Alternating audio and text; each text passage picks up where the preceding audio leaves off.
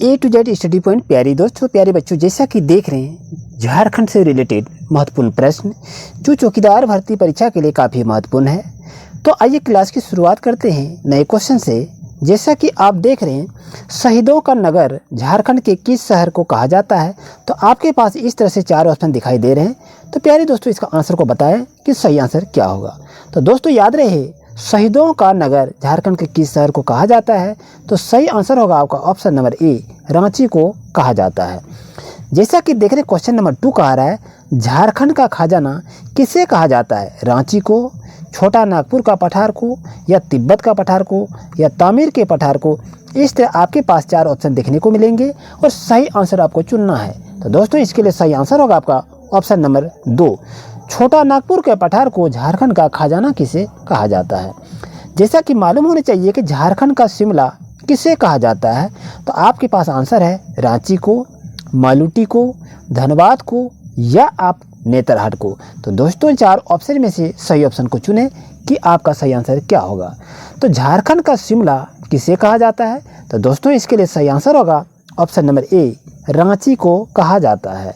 जैसा कि क्वेश्चन को देख रहे हैं 4th नंबर में, मंदिरों का गांव झारखंड के किसको कहा जाता है?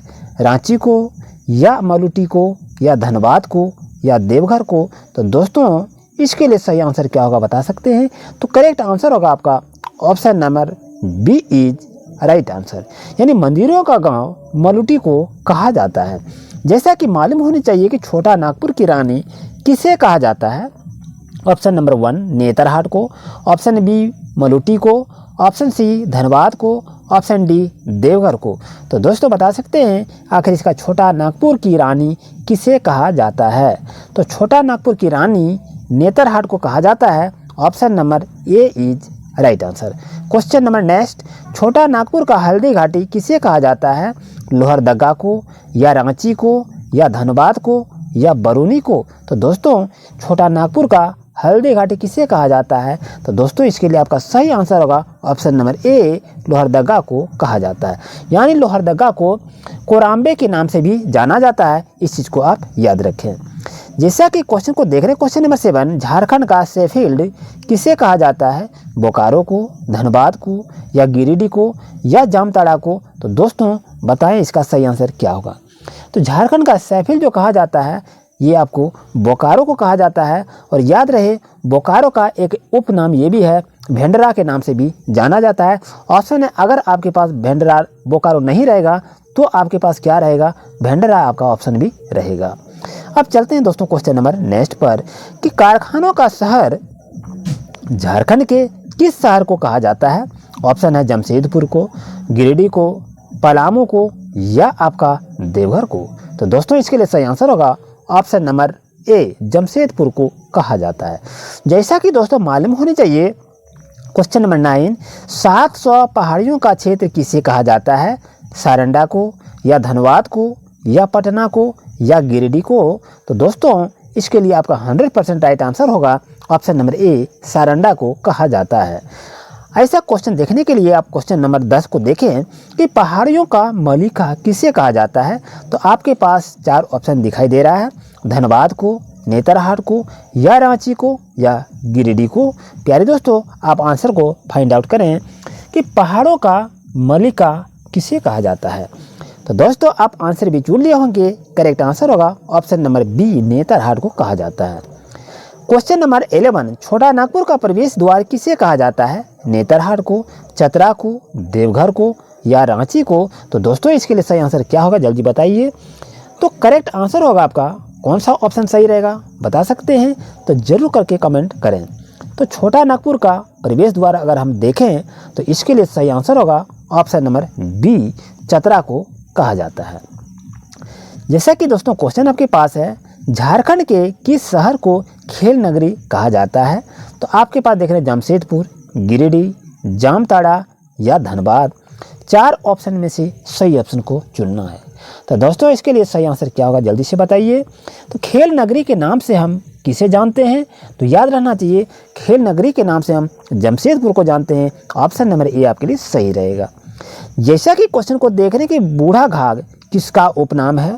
तो लोध जलप्रपात का, या गिरिडीह जलप्रपात का, या रंगची जलप्रपात का, या जामताड़ा जलप्रपात का? तो दोस्तों इसके लिए सही आंसर होगा 101% लोध जलप्रपात का नाम ही बूढ़ा घाघ है, इसका उपनाम दिया गया है।